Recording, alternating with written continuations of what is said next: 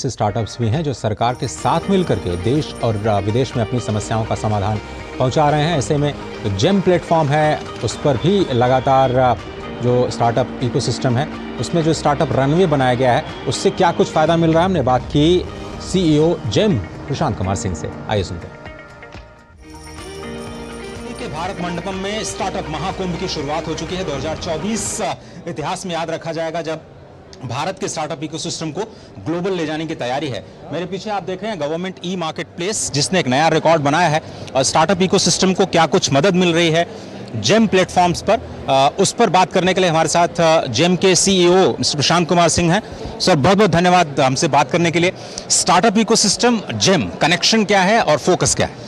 पहला कनेक्शन तो यही है कि हम खुद ही स्टार्टअप है गवर्नमेंट के इकोसिस्टम में, और जिस तरह हमारी ग्रोथ रही हम चाहते हैं कि हर एक स्टार्टअप हिंदुस्तान का ऐसे ही ग्रो करे। हमने पहले साल में 400 करोड़ किया और इस साल हम 4 लाख करोड़ करेंगे, तो 1000 टाइम्स की ग्रोथ हमारी हुई है। और इंक्लूसिविटी का जो हमारा पिलर है उसमें हम खास बल देते हैं कि जितने स्टार्टअप्स हैं उनको हम प्रमोट कर पाएँ।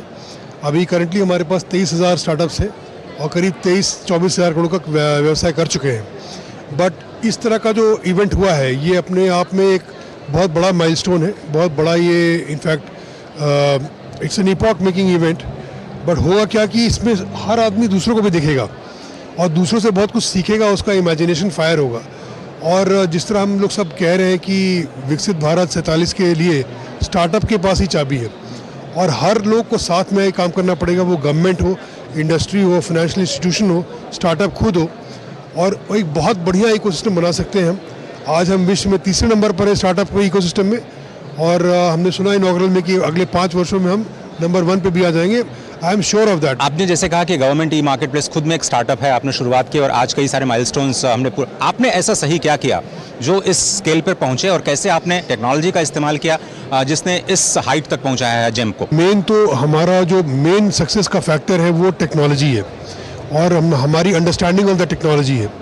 और हमने ये भी सोचा कि भाई जिसके लिए हम काम कर रहे हैं उसका दर्द हम समझें।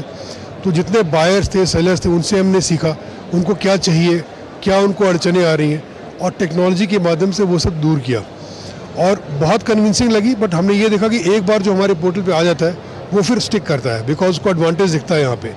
बट टेक्नोलॉजी का हम बहुत यूज़ करते हैं, बिकॉज हमारा मानना है कि अगर हम इन सिंक नहीं रहेंगे तो हम बहुत जल्दी इरेलेवेंट हो जाएंगे। और आजकल जिस पेस पे टेक्नोलॉजी बदल रही है तो बहुत ज़रूरी है कि organisations like GeM we should be totally in sync. हमें पूरा पता होना चाहिए क्या टेक्नोलॉजी हम यूज़ कर सकते हैं आज, कल, परसों, उसका रोड मैप हमारे पास क्लियर होना चाहिए। जो स्टार्टअप्स हैं वो आपके साथ कैसे जुड़ रहे हैं, उनको आप किस तरह की फैसिलिटीज़ प्रोवाइड कर रहे हैं, और जेम कैसे एक और विंग दे रहा है उनको अगली उड़ान के लिए? स्टार्टअप्स जो DPIIT में रजिस्टर होते हैं वो हमारे यहाँ पोर्ट आउट हो जाते हैं, हमारे पास आ जाते हैं।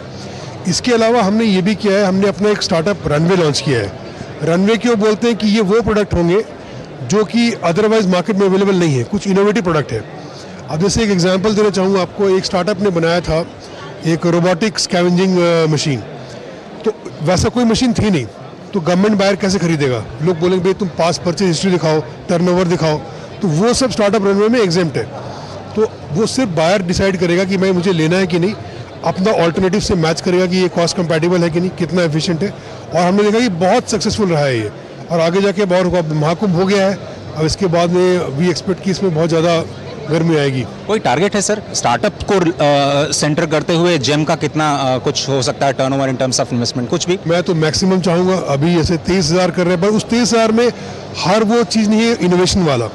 तो अब गोइंग फॉरवर्ड हम ये करेंगे कि जहाँ पे जो स्टार्टअप्स इनोवेट करके आ रहे हैं, अपना बना रहे हैं, उसको हम इंकरेजमेंट देंगे। इस इवेंट के बाद हम लोग स्टार्टअप से इंडिविजुअली भी एसोसिएट करेंगे, एज ए ग्रुप भी करेंगे, एज अ सेक्टर भी करेंगे, स्टेट वाइज है वो भी करेंगे, ताकि जितना कंट्रीब्यूट कर सके। हमें पता है स्टार्टअप का दर्द और हमें पता है स्टार्टअप की सक्सेस, तो उस माध्यम से हम उसको सबको आगे लेके जाएंगे। बहुत बहुत धन्यवाद सर बात करने के लिए। तो करीब 1.25 लाख स्टार्टअप्स में से 23,000 जेम प्लेटफॉर्म पर ऑनबोर्ड हो चुके हैं, और कहते हैं कि अगर गवर्नमेंट से ऑर्डर्स मिलना अगर पक्का होता है तो स्टार्टअप के अंदर एक नया जुनून होता है कुछ कर दिखाने का, और कुछ ऐसे सोल्यूशंस जो कि ग्रैंड चैलेंजेस का समाधान दे सकते हैं देश और इंटरनेशनल स्टैंडर्ड पर भी, उनको एक नई पहचान इस इन्वेस्टर महाकुंभ से मिलने जा रही है।